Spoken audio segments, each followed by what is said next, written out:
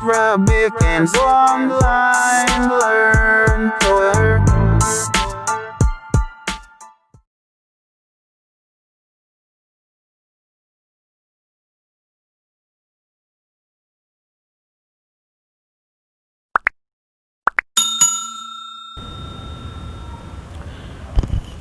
अल-खुदरवात सब्जियों के नाम।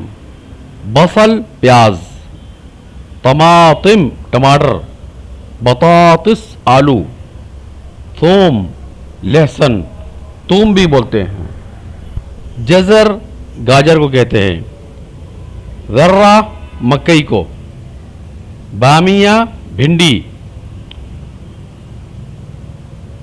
बख्तीन कद्दू, फासोलिया लूबिया, हम्स चना, हुम्मुस कहते हैं वैसे, हुम्मुस चने को कहते हैं हुम्मुस, और बलीला भी कहते हैं बलीला, कुज़बरा धनिया, करनीत गोभी,